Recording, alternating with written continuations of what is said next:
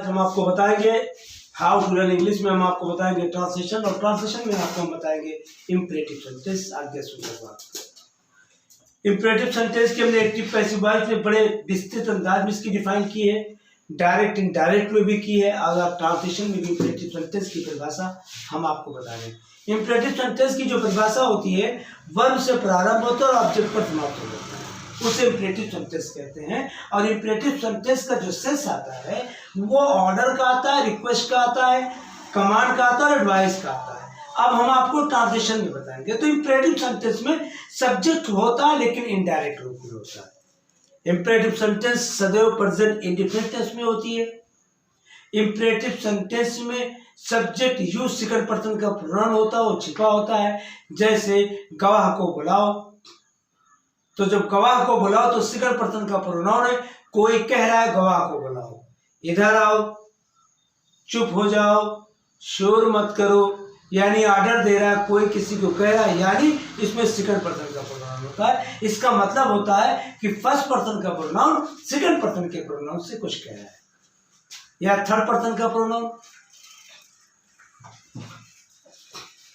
First person का pronoun या third person का प्रोनाउन सेकंड पर्सन के प्रोनाउन से कुछ कह रहा है।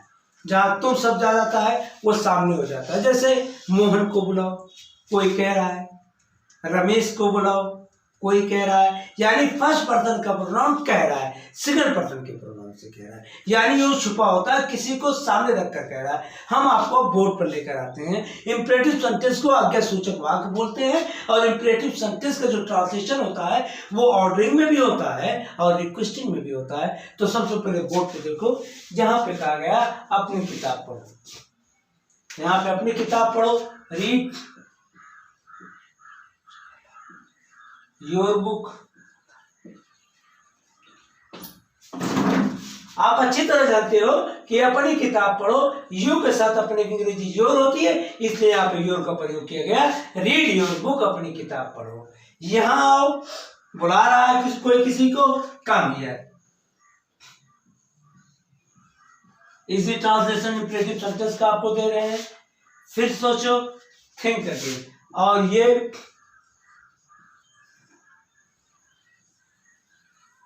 हाउ टू लर्न इंग्लिश में ज़्यादा बोला जाता है।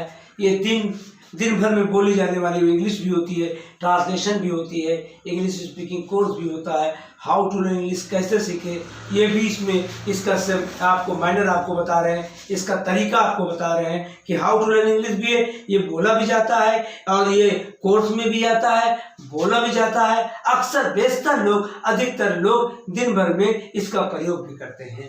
यहाँ पे आगे बोर्ड की ओर देखो, लुक एट द बोर्ड।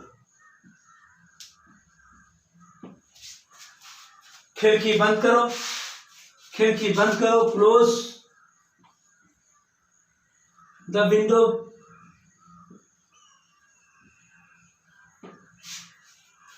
मुझे अकेला छोड़ दो, बहुत बार बोलोगे लीव मी अलोन, मुझे अकेला छोड़ दो, लीव मी एलोन, मुझे अकेला छोड़ दो। किताब मेज पर रख दो, put the book on the table.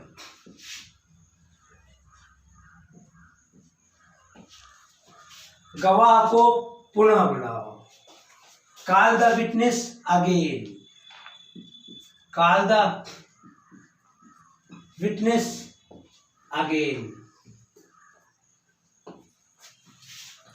वह बटन बंद करो जल्दी, प्रेस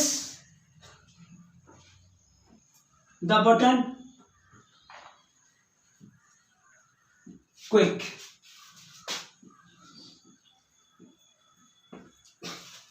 बाएं चलो, walk to left, walk to left.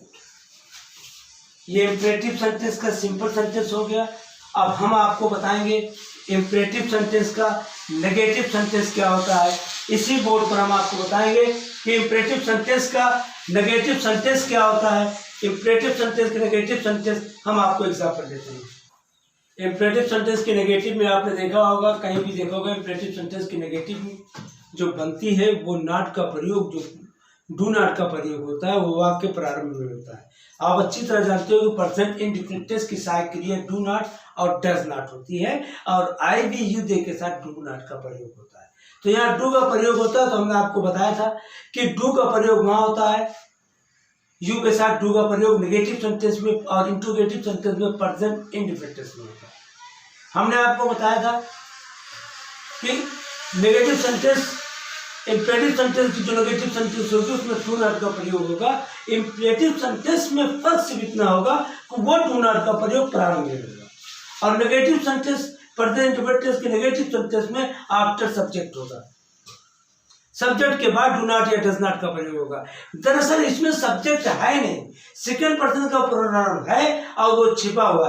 अगर सेकंड पर्सन का प्रोनाउन यू ना होता तो डू नॉट का प्रयोग कभी ना होता, क्योंकि फिर तो मेरी मर्जी होती, किसी का भी प्रयोग करते, चाहे डू नॉट का चाहे डज नॉट का, लेकिन यहाँ पे डू नॉट का प्रयोग है तो पता चला सेकंड पर्सन का प्रोनाउन यू इसमें इनडायरेक्ट के रूप में होता है। तो आप बोर्ड में बातें इम्परेटिव सेंटेंस के नेगेटिव सेंटेंस बनाने के लिए वाक्य प्रारंभ में डू नॉट का प्रयोग करते हैं, यानी कि ट्रांसलेशन करते समय डू नॉट का प्रयोग करते हैं।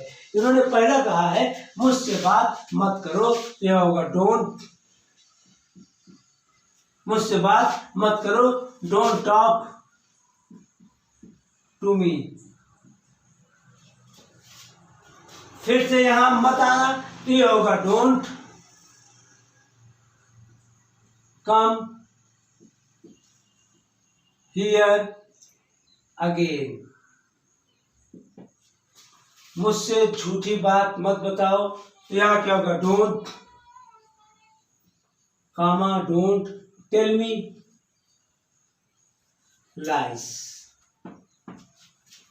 मेरे बारे में मत सोचो, डोंट थिंक या do not think, don't think about me. कभी किसी पर हंसना मत, कभी किसी पर हंसना मत, नेवर, कभी अंग्रेजी नेवर होती है, नेवर लाफ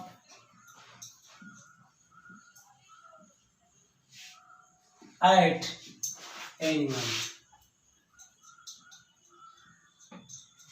अब विषय बदलो, अब विषय मत बदलो, डू नॉट, डोंट या do not change subject.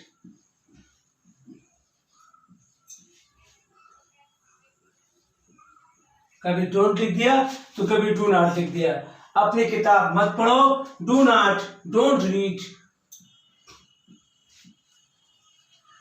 Your book.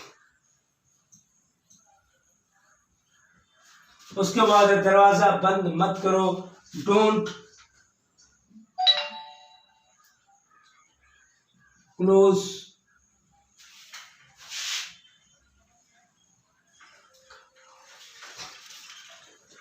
don't या do not close the door।